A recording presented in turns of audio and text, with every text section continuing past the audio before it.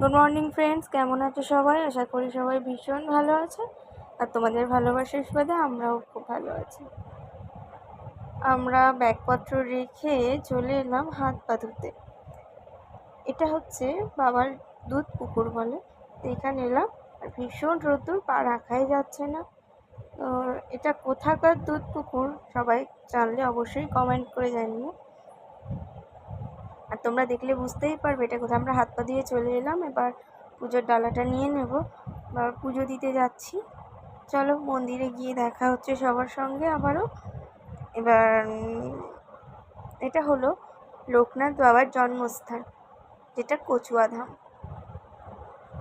আমরা ডালা নিয়ে মন্দিরের মধ্যে প্রবেশ করছি। গিয়ে দেখি লোকজন সবাই বসে পড়েছে। কি কপাল আমাদের বলো, আজকে এসে আমরা অঞ্জলি দিতে পারছি। এর আগে যতবারই এসেছি অঞ্জলি দেওয়ার মতো পরিস্থিতি আমাদের হয়ে ওঠেনি। হয় আমরা দেরিতে এসেছি, নইলে বিকেলবেলা এসেছি, সেই সময় তো আর অঞ্জলি দেওয়া যায় না। তো আমরা আগে অঞ্জলি দিয়ে নিলাম, তারপর পুজোর লাইনে দাঁড়িয়ে পড়লাম পুজো দেওয়ার জন্যে। এই যে চলো আমার সঙ্গে তোমরাও বাবাকে একটু দর্শন করে নাও।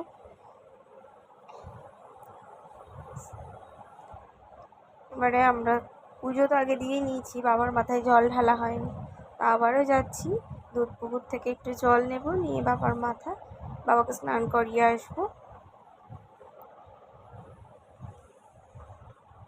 চারপাশে এত রোদ্দুর হলেও জলটা বেশ ঠান্ডা। মাকে আর ছেলেকে আর নিয়ে এলাম না এই রৌদ্রের মধ্যে। ওনারা মন্দিরের ভিতরেই বসে আছেন, আর আমরা এলাম এই জল ঢালতে। আমাদের জল ঢালা হয়ে গেলে একটু জল রেখে দেবো, বললাম মাকে ঢেলে আসতে। যে আমাদের জল ঢালাও এখানে প্রায় কমপ্লিট।